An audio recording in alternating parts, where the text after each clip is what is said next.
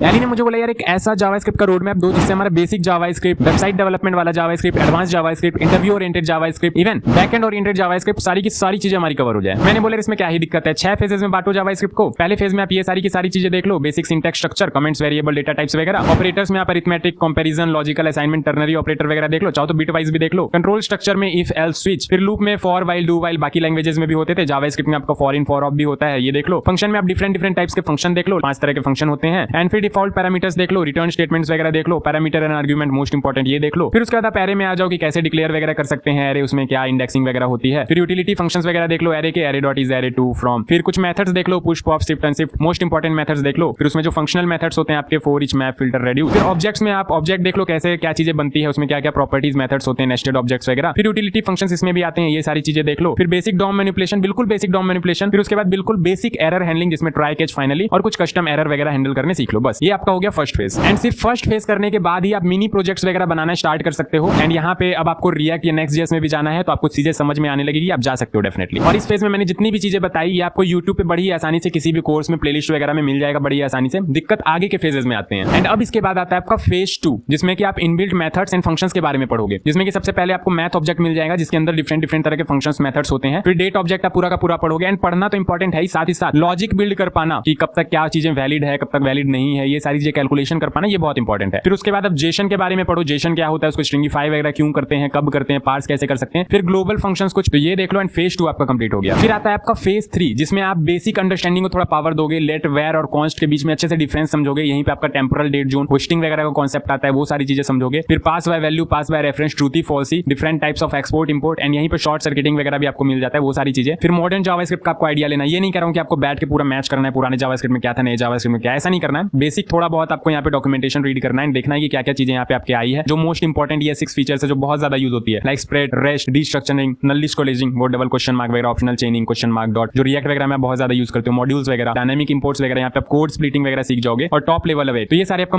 Modern JavaScript में आपको ये सारी चीजें सीख लेनी है। कंपेयर नहीं करना क्या पुराने में था क्या नया में, बस ये सीख लेना है। फिर एडवांस जावास्क्रिप्ट में आपको आना है, ये बहुत ज्यादा इंपॉर्टेंट है एडवांस के लिए। बेसिकली फंक्शन होस्टिंग, क्लोजर्स आपने बहुत ज्यादा नाम सुना होगा, टाइप इक्वलिटी, कोर्जन वगैरह, short circuiting, evaluation, callback function, constructor function, object prototypes वगैरह इन डेप्थ अगर घुसना चाहो तो ये सारी चीजें बहुत ज्यादा काम आएगी। Classes and inheritance, functional programming, object oriented programming, आपने रिएक्ट में सुना होगा, पहले object oriented programming basically classes and object पे फोकस करता था, अब फंक्शनल प्रोग्रामिंग पे वो पूरा का पूरा बेस्ड हो चुका, हम लोग उसमें फंक्शनल प्रोग्रामिंग पे ज्यादा फोकस करते हैं। तो ये सारी चीजें आपकी आती है फेज 3 में।